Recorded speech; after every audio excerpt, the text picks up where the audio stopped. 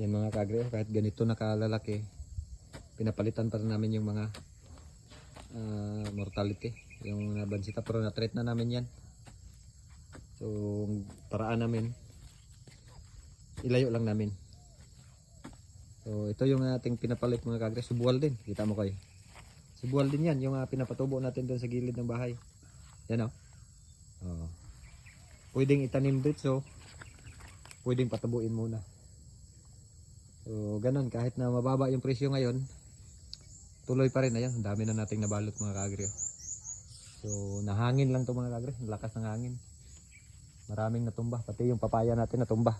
Ano, sa lakas ng hangin. Pero tuloy pa rin tayo. Tanim pa rin ang tanim. Ang importante yung mga nabansitap natin. Ayan, na-treat na natin yan. So may ginawa tayo dyan kung paano natin tinreat.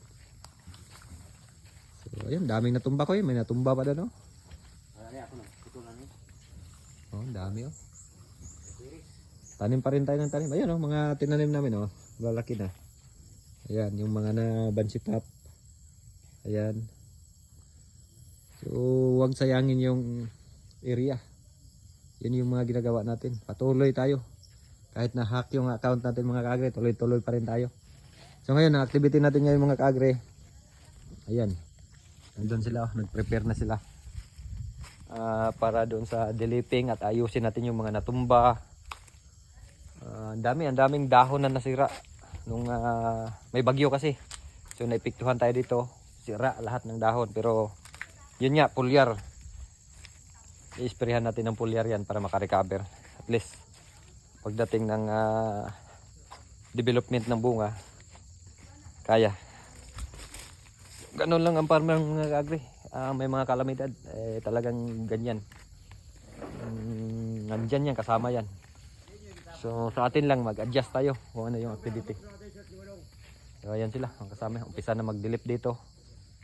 Dito unahin, and then susundan yan ng spray ng pulyar. Kita mo dito, may malapit ng matumba. Ayan na, malapit na matumba, may bunga pa naman. So ayusin yan ngayon. Ayan o. Lakas talaga ng hangin mga kagre. Nakaraang araw. Ayan o. Tumba na yan. Pero itatayo natin yan. Tutulungan natin yan.